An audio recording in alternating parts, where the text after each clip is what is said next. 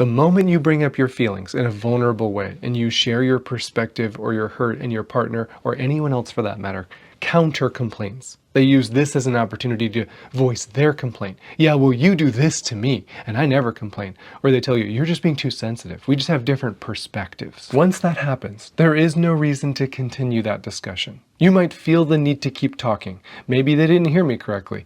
Maybe I just need to convince them a little more that this is a big deal for me. No, they either already know or they can't know.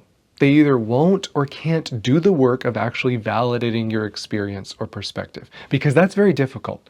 It's hard to hold that space. It's very difficult to let someone speak their heart about something you did or didn't do and then say, your feelings matter to me. Tell me more. I want to be a safe place where you can share. It's far easier to let our defaults take over and get defensive or blame shift or invalidate.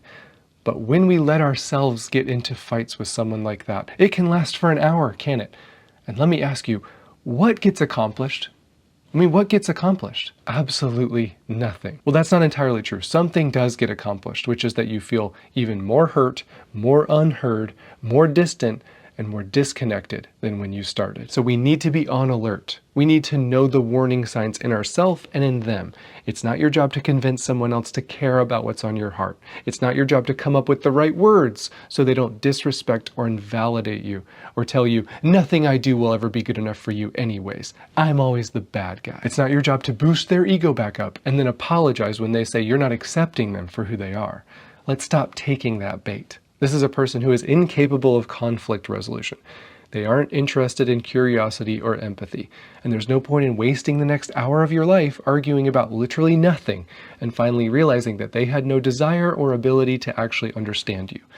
Let's stop arguing with people who are committed to misunderstanding us. Trust me, from someone who was emotionally immature, the only way to solve this problem is in front of a professional. They do not value your opinion, so someone smarter than all of us needs to tell them how to break out of this negative cycle. And if they won't go, that should be all the information you need to know that they have no desire to actually put in the work to make this relationship work.